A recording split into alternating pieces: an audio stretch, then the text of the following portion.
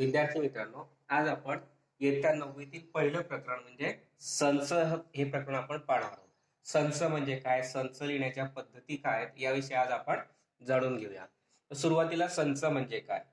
ज्या समूहातील घटक अचूक व नेमके सांगता येत असतील त्या समूहाला काय म्हणतो आपण? संच. म्हणजे समूहातील घटक कसे असले पाहिजे?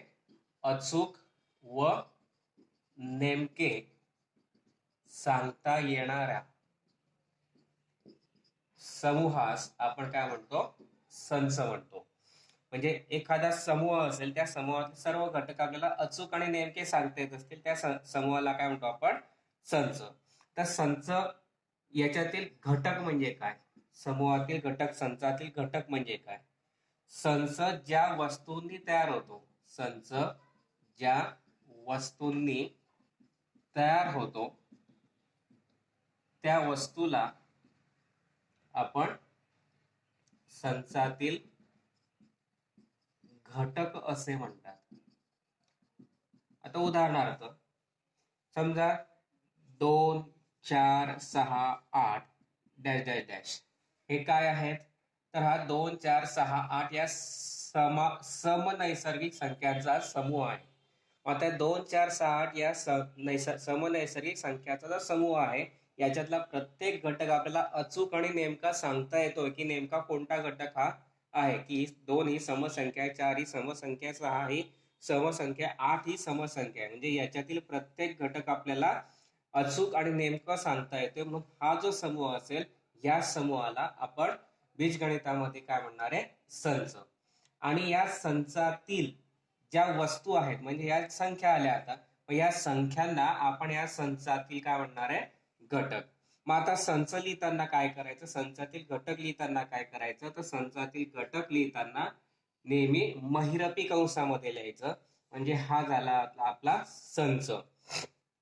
संचाचं नाव लिहिताना नेहमी आपण इंग्रजी कॅपिटल अक्षर जे असतील ABCD dash dash dash XYZ यासारखे कॅपिटल अक्षर वापरतो. आता या उदाहरणामध्ये जर आपण समजा या संचाला नाव दिलं तर A हे नाव देणार. म्हणजेच संचाचं नाव लिहिताना आपण कॅपिटल अक्षरांचा वापर करणार आहे. त्यानंतर संचातील घटक जे लिहायचे असतील तर घटक लिहिताना आपण इंग्रजीतील स्मॉल लेटर जे असतील ABCD dash dash dash XYZ या प्रकारचे घटक आपण त्या ठिकाणी लिहिणार आहोत. म्हणजे स्मॉल लेटर्स. म्हणजे उदाहरणार्थ आपण समजा घेतला बी हा संच घेतला. बी हा संच आपण घेतला इंग्रजीतील व्यंजनांचा समूह, सॉरी स्वरांचा संच घेऊ आपण. इंग्रजीतील स्वरांचा संच. मग आता इंग्रजीतील स्वर कोणते आहेत? मग आता संचाचं नाव लिहिताना आपण कॅपिटल लिहिलं, बी लिहिला. संचातील समूह आपण स्मॉल लेटर्सने लिहितो. मग इंग्रजीतील स्मॉल लेटर्स स्वर कोणते आहेत? A, E, I, O आणि U. मग हा झाला आपला संच. म्हणजे संचाचं नाव लिहिताना कॅपिटल अक्षरात लिहायचं, संचातील घटक लिहिताना स्मॉल अक्षरात लिहायचे आणि दोन घटक वेगळे आहेत हे दर्शवण्यासाठी आपण काय करतो? दोन क्रमवार येणारे जे घटक असतील त्यांच्यामध्ये काय करतो? स्वल्पविराम देतो. तर अशा पद्धतीने संचातील घटक आणि संचातील घटक कसे लिहायचे? आता समजा एखादा घटक त्या संचाचा घटक आहे किंवा नाही हे दाखवण्यासाठी आपल्याला एक चिन्ह असतं. त्या चिन्हाच्या सहाय्याने आपण सांगू शकतो की हा घटक त्या संचाचा घटक आहे. आता उदाहरणार्थ 2 हा अंक जो आहे ए या संचात आहे आपल्याला दाखवायचं असेल तर मग त्याच्यासाठी आपण लिहिणार आहे 2 आणि हे चिन्ह करणार आणि त्या संचाचं नाव लिहिणार. म्हणजेच काय? 2 हा संच ए चा, सॉरी असं या पद्धतीने 2 हा संच ए चा घटक आहे. म्हणजे या चिन्हाचा जो अर्थ आहे काय आहे? चा घटक असणे. 2 हा संच ए चा घटक आहे. तर समजा 5 म्हटलं, आता याच्यामध्ये 5 आहे का? नाही. मग 5 नाहीये म्हणून इथे आपण या प्रकारचं चिन्ह करणार. या चिन्हाचा अर्थ आहे चा घटक नसणे. म्हणजे 5 हा संच ए चा घटक नाही. आणि त्याला इंग्लिशमध्ये याला आपण म्हणतो बिलॉंग्स टू आणि याला म्हणतो डज नॉट बिलॉंग्स टू. याचा अर्थ आहे चा घटक असणे, याचा अर्थ चा घटक नसणे. चा घटक नसणे म्हणजे दिलेल्या संचात जर तो संख्या नसेल किंवा तो घटक नसेल तर चा घटक नसण्याचं चिन्ह वापरायचं, असेल तर चा घटक असण्याचं चिन्ह आपल्याला त्या ठिकाणी वापरायचं.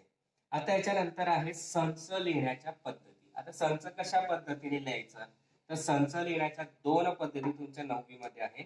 एक पहिली पद्धत आहे यादी पद्धती आणि दुसरी पद्धती आहे तुमची गुणधर्म पद्धती. या दोन पद्धती आपल्याला यावर्षी अभ्यासायच्या आहे. आता यादी पद्धतीमध्ये काय करायचं आहे, तर यादी पद्धतीमध्ये काय करतो आपण, आपल्या उदाहरणार्थ घरामध्ये जर आपण घेतलं तर या घरामध्ये आपण काय करतो, दर महिन्याला किराणा आणतो. किराणा आणण्या अगोदर आपण काय करतो, आपल्याला जे जे आणायचं आहे त्याची काय करतो, एक यादी करतो. तसंच संचामध्ये सुद्धा जे दिलेले घटक असतील त्या घटकांची काय करायची, फक्त यादी करायची. आणि यादी करताना आपल्याला ते कशात लिहायचे, महिरपी कंसात लिहायचे. आणि ते घटक वेगवेगळे दाखवण्यासाठी आपल्याला काय करायचे, दोन क्रमवार घटकांच्या मध्ये स्वल्पविराम द्यायचे. ही झाली यादी पद्धती. याच्यामध्ये कोणत्याही क्रमाने घटक लिहिला तरी चालेल. तर उदाहरणार्थ तो संच घेऊ आपण की ए हा समनैसर्गिक संख्यांचा संच आहे. मग आता समनैसर्गिक संख्यांचा संच आहे, मग समनैसर्गिक संख्या कोणकोणत्या आहेत, तर मग आता याचा आपण घटक लिहिताना महिरपी कंसात पहिली समनैसर्गिक संख्या 2, मग 4, मग 6, मग 8, शेवटची सांगता येणार नाही म्हणून आपण त्याला डॅश डॅश डॅश केला. ही झाली यादी पद्धती. आता यादी पद्धतीमध्ये एक गोष्ट महत्वाची की तुम्ही त्यातील घटक कोणत्याही क्रमाने लिहिले तरी चालेल. म्हणजे 6 अगोदर लिहिले, मग 8 लिहिले, मग 2 लिहिले, मग 4 लिहिले, असं लिहिलं तरी चालतं. फक्त क्रम महत्वाचा आहे नाही, परंतु प्रत्येक संख्या एक वेळा आलीच पाहिजे, हा सर्वात महत्वाचा नियम या यादी पद्धतीमध्ये आहे. अतिशय सोपी ही पद्धत आहे. त्याच्यानंतर दुसरी पद्धती आपली गुणधर्म पद्धती. या पद्धतीमध्ये काय करतो आपण, यादी पद्धतीप्रमाणे यादी न करता संचांचा एक सर्वसाधारण घटक चलाने दाखवायचा आणि त्या चलाच्या पुढे उभी रेष किंवा आडवी रेष द्यायची, तिरपी रेष द्यायची आणि त्याच्या पुढे ज्या गुणधर्माखाली ते संच लिहिलेला आहे त्या संचाचा तो गुणधर्म आपल्याला लिहायचा. आता उदाहरणार्थ परत उदाहरण हेच घेऊ आपण, 2, 4, 6, 8 डॅश डॅश डॅश, म्हणजे समनैसर्गिक संख्या आहे. मग आता ही गुणधर्म पद्धती यादी पद्धतीत दिलेली आहे, आता आपल्याला गुणधर्म पद्धतीत लिहायची आहे. मग आता लिहिताना ए हा संच, त्याच्यानंतर एक कोणतं तरी आपण चल पद घ्यायचं. आता समजा मी घेतला एक्स, त्या एक्सच्या पुढे आडवी रेष किंवा तिरपी रेष द्यायची, सॉरी उभी रेष किंवा तिरपी, किंवा तुम्ही या पद्धतीने विसर्ग दिले तरी चालतात. याची उभी रेष घेतली, त्याच्या पुढे आपल्याला काय करायचंय की ते जे घटक आहेत ज्या गुणधर्माखाली लिहून दिलेले आहेत तो गुणधर्म तिथे लिहायचा आहे. मग हे काय आहे, समनैसर्गिक संख्या, म्हणून आपण लिहिला एक्स ही कोणती संख्या आहे, समनैसर्गिक संख्या आहे. ही झाली गुणधर्म पद्धती. म्हणजे गुणधर्म पद्धतीमध्ये यादी न करता ते घटक कोणत्या गुणधर्माखाली एकत्र केले आहेत तो गुणधर्म आपल्याला तिथे लिहायचा आहे. त्याच्यासाठी आपल्याला एक विशिष्ट चलपद घ्यायचं आहे आणि त्याच्या पुढे उभी रेष द्यायची. आता याचं वाचन कसं करायचं, ए हा एक्सचा असा संच आहे की एक्स ही समनैसर्गिक संख्या आहे. या उभ्या रेषेचा अर्थ आहे असा की, असे की, किंवा असे की. आता ए हा संच, महिरपी कंस म्हणजे काय, संच, ए हा संच एक्सचा असा संच आहे की एक्स ही समनैसर्गिक संख्या आहे. तर समजा दुसरं उदाहरण मी घेतलं, AEIOU, हे काय इंग्रजीतील स्वर आहेत. आता आपल्याला गुणधर्म पद्धतीने हे लिहायचं असेल तर बी हा, मी आता इथे संच म्हणून महिरपी कंस घेतलाय, चलपद घेतला वाय, बी हा वायचा असा संच आहे की वाय ही किंवा वाय हा इंग्रजी वर्णमालेतील काय आहे, स्वर आहे. आणि ही झाली आपली गुणधर्म पद्धती. अशा प्रकारे या संच लिहिण्याच्या दोन पद्धती, यादी पद्धती, याच्यात डायरेक्ट यादी करायची, कोणताही क्रम वापरला तरी चालेल. गुणधर्म पद्धतीमध्ये ज्या गुणधर्मामध्ये एकत्र केलेले घटक असतील तो गुणधर्म आपल्याला तिथे लिहायचा, त्याच्यासाठी एक चलपद वापरायचं आहे. अशा प्रकारे या संच लिहिण्याच्या दोन पद्धती. आता नैसर्गिक संख्यांचा जो संच आहे तो आपण एन या अक्षराने दाखवतो. नैसर्गिक संख्यांचा संच आपण एन या अक्षराने दाखवतो. त्याच्यानंतर पूर्ण संख्या, त्याला इंग्लिशमध्ये होल नंबर म्हणतात, म्हणून याला आपण डब्ल्यू ने दाखवतो. पूर्ण संख्यांचा संच. त्याच्यानंतर पूर्णांक संख्यांना आपण इंग्रजीत इंटिजर म्हणतो, म्हणून आय या अक्षराने आपण त्याला दाखवतो. आय म्हणजे पूर्णांक संख्यांचा संच. नंतर आर, आर म्हणजेच काय, रियल नंबर इंग्लिशमध्ये, आणि मराठीतून त्याला आपण म्हणतो वास्तव संख्या. वास्तव संख्यांचा संच दाखवण्यासाठी आपण नेहमी अक्षर वापरतो आर. आणि क्यू ही हा संच जो असेल तो आपण वापरतो परिमेय संख्यांचा संच दाखवण्यासाठी. नैसर्गिक संख्यांचा संच दाखवताना कॅपिटल एन अक्षराने दाखवा. पूर्ण संख्यांसाठी डब्ल्यू, पूर्णांक संख्यांसाठी आय, वास्तव संख्यांसाठी आर, परिमेय संख्यांसाठी क्यू. अशा प्रकारे हे आपलं सराव संच 1.1च्या अगोदरची ही आपली पूर्णपणे माहिती आहे. आणि ह्या माहितीवर आधारित आपण आता सराव संच 1.1 मधील उदाहरण पाहूया. पहिलं उदाहरण आपल्याला दिलेलं आहे, पुढील संच यादी पद्धतीने लिहा. मग यादी पद्धतीत काय करतो आपण, तर कोणत्याही क्रमाने ते सर्व घटक आपण त्याच्यात लिहितो. मग आता पहिले समपूर्णांक संख्यांचा संच. संच नाव लिहिताना आपण इंग्रजीतील कॅपिटल अक्षर वापरतो. समजा मी वापरला ए वापरला. मग आता कोणत्या संख्या लिहायच्या आपल्याला, समपूर्णांक संख्यांचा संच. मग आता समपूर्णांक संख्या कोणत्या आहेत, 2, 4, 6, 8. शेवटची सांगता येत नाही म्हणून आपण त्याला पुढे डॅश डॅश डॅश केलं. हे झालं आपलं पहिलं उदाहरण. दुसरं, 1 ते 50 मधील सममूळ संख्यांचा संच. मग आता संचाचं नाव कोणतेही घ्या, समजा मी पी घेतलं. मग आता याच्यामध्ये आपण महिरपी कंसात लिहिणार यादी पद्धतीमध्ये. आता याच्यामध्ये 1 ते 50 मधील सममूळ संख्या कोणकोणत्या आहेत, एकच आहे. कोणती, 2. म्हणून या संचातील घटक कोणता आला, 2. 2 व्यतिरिक्त एकही 1 ते 50 मध्ये एकही सममूळ संख्या नाही. आता सर्व ऋण पूर्णांकांचा संच.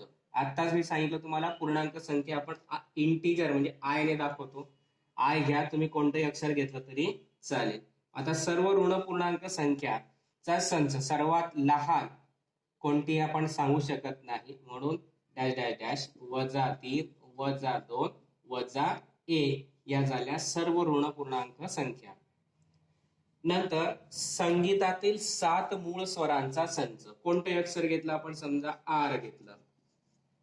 संगीतातील 7 मूळ संख्या स्वर कोणते कोणते आहेत, तर सा, रे, ग, म, प, ध आणि नी, आणि 8वा परत येतो सा. म्हणून संगीतातील 7 मूळ स्वरांचा संच आला आपला सा, रे, ग, म, प, ध, नी. 1, 2, 3, 4, 5, 6 आणि 7. अशा प्रकारचे पहिलं उदाहरण अतिशय सोपं. यादी पद्धतीत फक्त आपल्याला सर्व घटक एकत्रित करायचे आहेत. पुढचं उदाहरण दिलेलं आहे, पुढे चिन्हात दिलेली विधाने शब्दात लिहा. तर विधानं दिले ती शब्दात लिहायचंय. मधलं चिन्ह कोसलंय ते पाहायचं आणि ते लिहायचं. या चिन्हाचा अर्थ चा घटक आहे आणि इथे चा घटक नाही. मग आता 4 याचा अर्थ आपल्याला शब्दात लिहायचा आहे. 4/3 हा संच क्यूचा, क्यू दिला म्हणून क्यूचा घटक बिलॉंग्स टू आहे म्हणून घटक आहे. झालं. किंवा तुम्ही क्यू म्हणजे काय, परिमेय संख्या. मग इथे काय लिहू शकता, 4/3 हा संच परिमेय संचातील घटक आहे. म्हणजेच काय, 4/3 हा परिमेय संख्यांच्या संचाचा घटक आहे.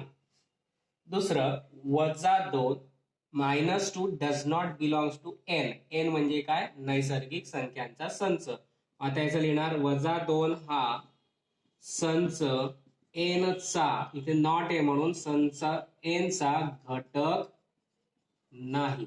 किंवा तुम्ही काय लिहू शकतात, -2 हा संच किंवा नैसर्गिक संख्यांच्या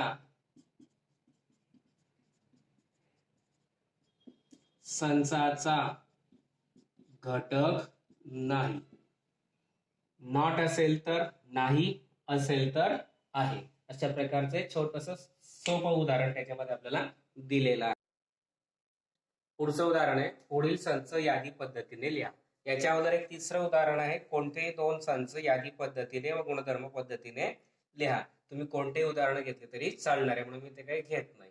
चौथा प्रश्न दिलेला आहे, पुढील संच यादी पद्धतीने लिहा. भारतातील सौर वर्षातील सर्व महिन्यांचा संच. तर सौर वर्षातील म्हणजे मराठी महिने कोणकोणते येतील? तर पहिला आहे चैत्र, नंतर आहे वैशाख, नंतर ज्येष्ठ, आषाढ, श्रावण, नंतर भाद्रपद, आश्विन, कार्तिक, मार्गशीर्ष, त्यानंतर पौष, माघ आणि नंतर फाल्गुन. अशा प्रकारचे आपले सौर वर्षातील सर्व महिन्यांचा संच. चैत्र, वैशाख, ज्येष्ठ, आषाढ, श्रावण, भाद्रपद, आश्विन, कार्तिक, मार्गशीर्ष, पौष, माघ आणि फाल्गुन. त्याच्यानंतर दुसरं उदाहरण आहे, कॉम्प्लिमेंट या शब्दातील अक्षरांचा संच. आता कॉम्प्लिमेंट या शब्दातील अक्षरांचा संच, प्रत्येक अक्षर एकदाच घ्यायचं आणि एकदाच घेताना दुसरा एकच शब्द दोन वेळा लिहायचा नाहीये. मग आता कॉम्प्लिमेंट मधला पहिले सी, हा महिरपी कंस सी, नंतर ओ, नंतर एम, नंतर पी, नंतर एल, नंतर ई, नंतर एम तो आपण आधी लिहिलेला आहे म्हणून लिहायची गरज नाही. ई आधी लिहायची गरज नाही. एन आणि टी हे झाले कॉम्प्लिमेंट या शब्दातील अक्षरांचा संच. यांना आपण काहीतरी नाव देऊन टाकायचं, ए बी सी वगैरे. नंतर आता तिसरं उदाहरण दिलेलं आहे, मानवाच्या सर्व ज्ञानेंद्रियांचा संच. 5 ज्ञानेंद्रिय कोणकोणते? नाक, कान, डोळे, जीभ आणि त्वचा, हे 5 आपले ज्ञानेंद्रिय आहे आणि तो संच आपल्याला लिहायचा होता. नंतर चौथा आहे डी, 1 ते 20 मधील मूळ संख्यांचा संच. आता मूळ संख्या कोणकोणत्या आहेत 1 ते 20 मधल्या? एक ही मूळही नाही आणि संयुक्तही नाही. 2, 3, 5, 7, नंतर 11, 13, 17 आणि 19 हे झाले आपले 1 ते 20 मधील मूळ संख्यांचा संच. नंतर पाचवं उदाहरण आहे, पृथ्वीवरील खंडांचा संच. पृथ्वीवरती जेवढे खंड आहेत त्या सर्वांची नावं आपल्याला इथे लिहायची आहे. पहिलं आहे आपलं आशिया खंड, नंतर आफ्रिका आहे, नंतर युरोप आहे, ऑस्ट्रेलिया आहे, नंतर अंटार्क्टिका आहे, त्याच्यानंतर दक्षिण अमेरिका आहे आणि नंतर आहे उत्तर अमेरिका. अशा प्रकारे हे पृथ्वीवरील खंडांचा हा संच. हे झाले आपले पुढील संच यादी पद्धतीने लिहा. 5 उदाहरण आपल्याला त्याच्यात दिलेले होते. पुढचं उदाहरण दिलंय, पुढील संच गुणधर्म पद्धतीने लिहा. यादी पद्धतीत दिलेले आहेत ते गुणधर्म पद्धतीत लिहायचे. गुणधर्म पद्धतीत आपण काय करतो की संच लिहिल्यानंतर महिरपी कंस केल्यानंतर एक चल पद घेतो आपण, समजा एक घेतो, त्याच्यानंतर एक उभी रेष देतो आणि त्याच्यानंतर कोणत्या गुणधर्माखाली हे घटक एकत्रित केलेले आहेत तो गुणधर्म आपल्याला इथे लिहायचा. आता इथं जर आपण पाहिलं तर 1, 4, 9, 16, 25, 36, 49, 64, 81 आणि 100 या सर्व पूर्ण वर्ग संख्या आहेत. म्हणून आपल्याला असं लिहिता येईल, ए हा एक्सचा असा संच आहे की एक्स बरोबर एन वर्ग. म्हणजेच काय, एन ही कोणती संख्या घेतली आपण? नैसर्गिक संख्या घेतली. N belongs to natural number. आणि अजून लिहिता येईल की एन ची किंमत आपल्याला किती दिलेली आहे? 1 पासून तर 10 पर्यंत. म्हणून n less or equal to 10. N ची किंमत 1 घेतली तर 1 चा वर्ग 1, 2 घेतली तर 2 चा वर्ग 1, 3 घेतला तर 3 चा वर्ग 1, असंच 10 घेतला तर 10 चा वर्ग 100. म्हणून n less or equal to 10. किंवा तुम्ही हेच उदाहरण असं लिहू शकतात, और ए बरोबर एक्स, ए हा एक्सचा असा संच आहे की एक्स ही पूर्ण वर्ग संख्या आहे आणि एक्स ची किंमत ही 1 आणि लेस ऑर इक्वल टू 10 आहे. तुम्ही या पद्धतीने जरी लिहिलं तरी चालेल. नंतर दुसरं दिलंय बी बरोबर 6, 12, 18, 24, 30, 36, 42, 48. जर नीट पाहिलं तर 6चा पाढा दिलेला आहे, 6 ते 48 पर्यंत दिलेला आहे. म्हणून आपल्याला असं लिहिता येईल, इथे घटक बी हा संच दिलाय एक्सचा असा संच आहे की एक्स बरोबर 6च्या पटीतली संख्या आहे, म्हणून एक्स बरोबर 6n. एन ही नेहमी कोणती संख्या असेल? नॅचरल नंबर म्हणजे नैसर्गिक संख्या, आणि एन ची किंमत 9 पेक्षा लहान आहे, म्हणजेच एन लेस दॅन 9 म्हणजे 9 पेक्षा लहान म्हणजे 8. हे 6 1 6, 6 2 12, 6 3 18, 6 4 24, 6 35, 6 6 36, 6 7 42, 6 8 48 8 पर्यंत झाले म्हणून एन लेस दॅन 9. एक्स ची किंमत 6च्या पटीतली संख्या आहे, म्हणून एन ही किंमत आपण 6 ते 8 पर्यंतचा पाडा. तुम्ही इथे असंही लिहिलं तरी चालेल, n is greater or equal to 1 less or equal to 8 असं केलं तरी चालेल, किंवा एन लेस दॅन 9. पुढचं उदाहरण दिलंय सी बरोबर SMILE. आता SMILE याच्यापासून एक शब्द तयार होतो आणि म्हणून त्या शब्दातील तो अक्षर आहे, आणि म्हणून सी आपण घेतला. सी हा एक्सचा असा संच आहे की एक्स हे अक्षर आहे कोणत्या शब्दातील? SMILE कोणता शब्द आहे? स्माईल. म्हणून हे स्माईल या शब्दातील अक्षर आहे. नंतर डी दिलेला आहे रविवार, सोमवार, मंगळवार, बुधवार, गुरुवार, शुक्रवार, शनिवार म्हणजे आठवड्यातील वार दिलेले आहे, आठवड्यातील दिवस दिलाय, म्हणून आपण लिहिलं डी हा एक्सचा असा संच आहे की एक्स हा दिवस आहे कोणता? आठवड्यातील, म्हणून एक्स हा आठवड्यातील दिवस आहे. आणि त्याच्यानंतर पुढचं गणित दिलेलं आहे AET. एक्स बरोबर AET, म्हणून एक्स बरोबर, आता इथे एक्स दिलाय म्हणून मी इथे चलपद वाय घेतलं. एक्स हा वायचा असा संच आहे की वाय हे, आता या 3 अक्षरांपासून 3 शब्द तयार होतात. AET पासून ATE म्हणजे 8, किंवा EAT म्हणजे काय? ईट, किंवा TEAT या शब्दातील अक्षर आहे. कोणता तरी एक शब्द लिहिला तरी चालेल, किंवा तिघी शब्द लिहिले तरी चालेल, तिघी शब्दांमधला तो अक्षर आहे. ATE, EAT आणि TEA. अशा प्रकारे आपला आज सराव संच 1.1 आणि त्याच्या आधी संच लिहिण्याच्या पद्धती पाहिल्यात. सराव संच 1 मध्ये आपण विविध संच यादी पद्धतीने आणि गुणधर्म पद्धतीने कसे लिहायचे ते पाहिलेलं आहे. मला खात्री आहे की तुम्हाला हे गणित चांगल्या प्रकारे समजले असतील. जर तुम्हाला गणित समजले असतील तर माझ्या व्हिडिओला लाईक करा, शेअर करा आणि सबस्क्राईब केलं नसेल तर सबस्क्राईब करून द्या.